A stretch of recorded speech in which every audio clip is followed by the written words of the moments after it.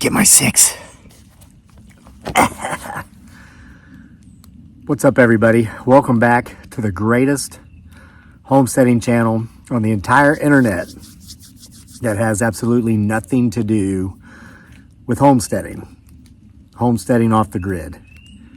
As you can tell by the sounds, the frogs in the pond, I've waited until just before dark to make the video. There is some weather here. There's a light drizzle, some rain, some fog. We're at elevation where field meets forest. The veil is thin. So get my 6. To a lot of you newcomers, that means watch behind me, military terminology, because you never know what we may or may not see in the background. So trigger warnings. In this video, I will discuss toxic family and abuse. There. Now, why did I do the trigger warning thing? I don't know. It's like all the cool kids are doing it now. It's like anytime you're on the internet, it's like, and you go to read an article, like it says at the beginning, trigger warning. I'm like, okay. I think that's the first time I've ever done it. So, I've given trigger warnings about when I was going to drink coffee or talk about my well-seasoned red oak. So maybe that's the second time. All right, listen. We're just a few days as of this recording, just a few days past Easter, and I kind of made a video about this on the Sick Twisted Humor Facebook page. So some of you who view both platforms might have seen it, but I just had like this big aha on Easter the other day. So on Easter, my wife and our son, we went fishing, and maybe you saw the video. It's just a couple videos before this one. I ended up catching the largest catfish I've ever caught in my life. It was probably 30 pounds. Wait a minute, that's how much I said it was last time. So it was probably like 40 pounds, because, you know, every time you tell a fish story, the fish has got to get bigger with each telling of the story. You wait till Halloween this year. I'm going to be telling a story about the 100-pound catfish I caught on Easter. So it was fun. We got it on video, so it is on here on this YouTube channel. And so later in the day, I got a text from one of my siblings. There were 4 of us in our family, my family of origin, and I only have communication of any kind really with one of them. And I didn't even have any communication with her for 12 years. So she sends me this text going on and on and on about how she'd gone to our parents of origin house for Easter, and about how the fighting was so bad and she couldn't take it anymore.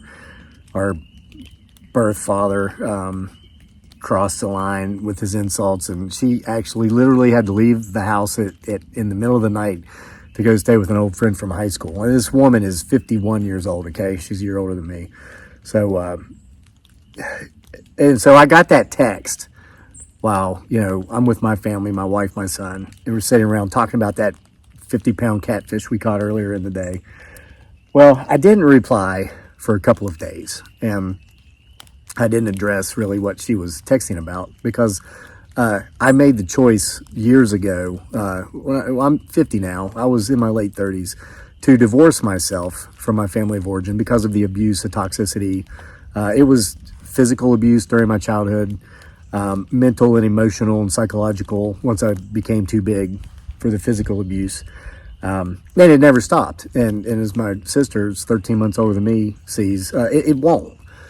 Unless, you know, she chooses to stop it, as I chose to stop it for myself. And a lot of you have followed me for a long time. You knew this stuff, and you know that a couple of years ago I did reach out to both parents and try to reconnect, but they didn't want to. They didn't want to have a non-toxic, healthy relationship. They wanted things to be as they always were, argue.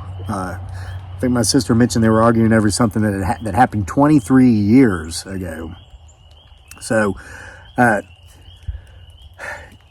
so I disconnected again, and will probably just remain that way until the end, because after a while, it's like I just had this big aha moment where I realized, you know, it's terrible. There are these like self-fulfilling prophecies, and I mentioned this in the video on Facebook, so I'm going to mention it again here. A little bit more about my background. It's not just the toxic family, but it was somewhat of a toxic culture in Appalachia growing up, and it's not all. There are some wonderful people in Appalachia. Most of the people, I would say, that I knew were wonderful people. But But there's this prevalence of the crab mentality within the culture. And it's ironic because this term, crab mentality, was actually created by a female Filipina author, a woman who lives in the Philippines. Her name escapes me right now. And as you know, my wife's Filipina, and I just spent my winter in the Philippines. I've spent years of my life over there. But here's how she defines crab culture, because it's prevalent there as well. It's prevalent in repressed areas where there's a lot of poverty, education's low.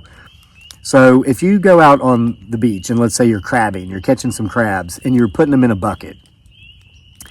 Okay, the crabs think to themselves, this is not good. This is not going to end well. I don't know what's coming next, but it's not natural, okay? Some of the crabs will try to get out of there. They try to climb up to the bucket, up to the top to get out. Well, and then others among them kind of accept their fate. They accept their doom and gloom. They say, oh, this isn't going to end well, but oh well, here I am. What am I going to do about it? Nothing. I'm just going to sit here and wait for this to not end well. And then they see the other crabs trying to get out of the bucket. And they say, whoa, wait a minute now. I'm in this hot mess. You're going to stay in this with me. And they'll actually reach up and pull the other crabs down. So the crabs who don't want to end up in the boiler, they're trying to get out. They're like, hey, I'm in a hot mess. I don't like this. I'm getting out of here. Well, the others pull them back down because misery loves company. And so that's how she explains crab mentality. Well, there was a lot of that. For example, I used to be a stockbroker, and my career as a broker was up and down, up and down, up and down, up and down. And the reason was because when I would begin to do well, I would do great. Like I remember the first time I ever made $10,000 in 1 month. I'd been working at the firm for a couple of years, and that was kind of like one of the benchmarks they wanted you to hit. And I finally did it. Well, I tell my parents, and were they proud of me? No. They told me I was getting up on my high horse, needed to come down a few notches, starting to think something better than I was. I became the first broker for that firm, and I'm not going to mention their firm. I'm not going to give them any free advertising on my channel because I'm actually more popular than they are now. It's crazy. They told me when I quit because I was a broker for 8 years, and they said that was my last best opportunity I would ever have. Bruh, no, you have no clue. Let me show you my tax returns. Anyway, I became the first profitable branch office, and that firm had been trying to establish the Charlottesville market for, I think, 30 or 40 years. Nobody ever made it to profitability. That's where you're earning enough money in revenues to where you're paying all your overhead, your office rent, your office staff, the utilities, all of it. I was so proud of myself. Tell the parents what happened. Same thing. You need to get down off that high horse. Boy, you think you're uptown now, don't you? You ain't but a dumb hillbilly from West Virginia, just like the rest of us. And so, when these are the people that bring you into the world and they raise you, their opinion, sadly, it matters. I mean, so parents, if you're out there, listen, your kids listen to what you say and it means something to them. So I would self-sabotage. I would become unprofitable. My commissions would just come down to, I was making less money than a teacher. And yet here I was a stockbroker, and I had been for a number of years. There were several times I almost got fired because of it. And I remember a guy talked to me once. It's like, what is up with you? It's like every time you become successful, it's like you shoot yourself in the foot. Do you want to spend your entire life as a failure? And I was almost 40 years old before I realized that the answer to that question was overwhelmingly yes. And it's because that's what my parents expected of me. That's what they wanted of me, and I didn't want to displease them. So it's like I wanted to fail so that they would maybe like me or accept me or not be mean to me and tell me all those terrible things because I had achieved something notable. But when I was close to 40, I was down and out in the Philippines. I'd been over there for years on an expired visa. I didn't even have the money to renew my visa, and I'd been out of contact with them for several years by this point. And it occurred to me that I don't have to suck just because I was told my entire life that I did. And it would be okay for me to go out there and become successful. And so I really pursued my writing, won some international awards when I was working for different journal outlets, doing the blogging thing, now vlogging, the social media thing. Haven't looked back. and I'm providing one hell of a life for my wife and our son. And it's an enjoyable life. So I'm reminded of the toxic, nasty past on Easter when my sister sends this 3,000 word essay of a text about how bad things were. So I finally, a couple days later, I got back to her, and this, I always reply to her. It's not always instant because I want her to know, yes, I care, and I want to stay in touch. I don't want to drop out of communication again. But at the same time, I do it in such a way to where I also make it clear I don't care about the drama and I don't want to have anything to do with it. And I'm not going to get pulled back into that. I've said before that if the guy across the road treated me the way my parents treated me, I would punch him in the throat without hesitation. So why would I let them, a lot of people think, and there's people watching this video who can relate right now, and I'm going to see it in the comment section. I see it in the comments over on Facebook, where we now have 803,000 followers. Thank you if you're some of them. Closing in on 1 million. Hope to get there. Have like 1.1 with that page and this channel combined. But a lot of people think that and my sister's one of these people. They think that, well, they're my parents, or, well, they're my siblings, or, well, it's the aunts and uncles. There's this misconception that if somebody is related to you, you should tolerate abuse from them. Listen, how twisted is that? If someone is related to you, they should be the last person on earth to abuse you. So I say, no, you shouldn't have to tolerate toxicity and abuse because you're related. They should not abuse you, and you should not abuse them because you're related. It really is that simple.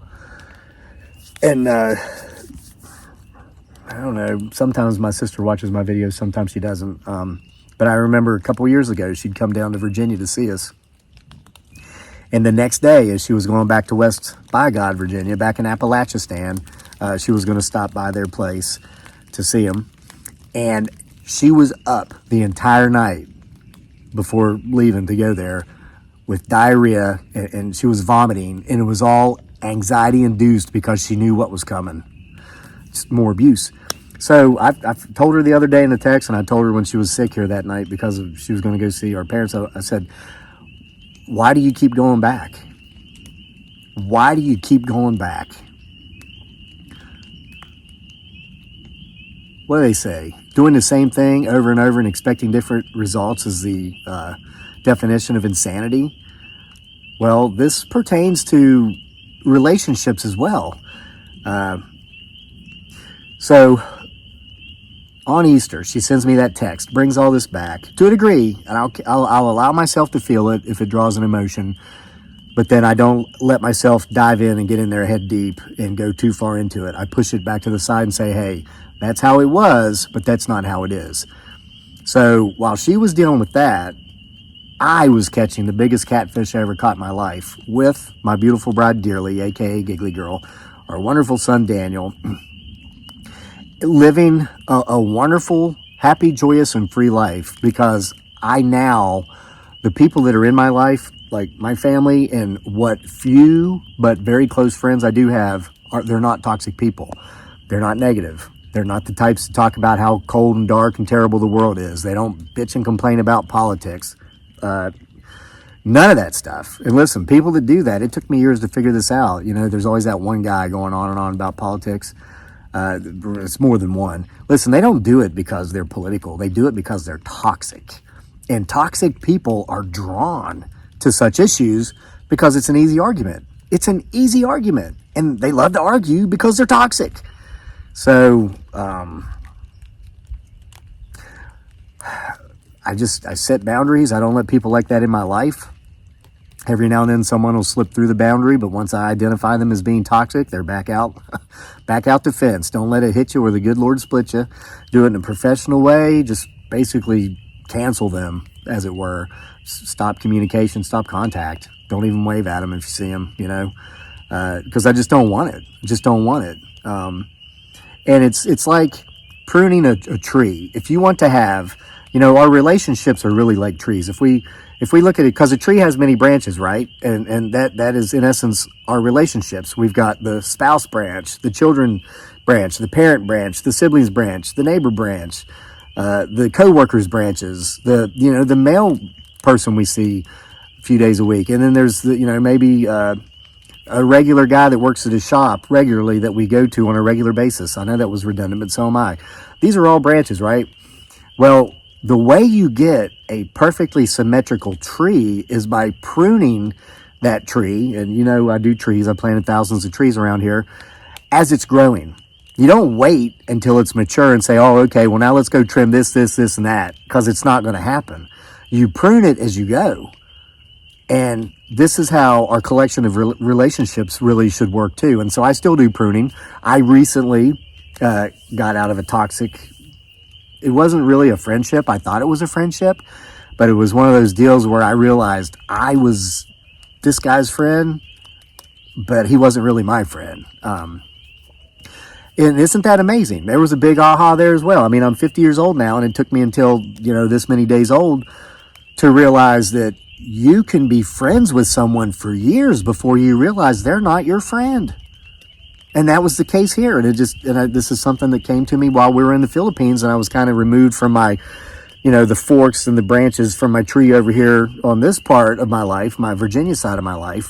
I was over in the Southeast Asia side, and I worked on those limbs. One of the best things that come out of my trip to the Philippines is when I was there before, I didn't really have the best of relations with a lot of Dearly's family, especially the men in her family. The cultures are different. I'm not going to insult anybody, but listen, I will tell you what I believe. What I believe is that it takes more than having the proper plumbing to be a man. Men are responsible. You accept your responsibilities. You will take work that you might view as being beneath you if it's required to put food on your family's table. That's what a man does. Now, with that said, there were some family members that I frankly didn't even care for because, did I judge them? Yeah, I judged their lifestyle. That wasn't right of me, but that's how it was. But this time when I went back, I mended some of those relationships. And you know what? I had to apologize. I apologized to some of these guys.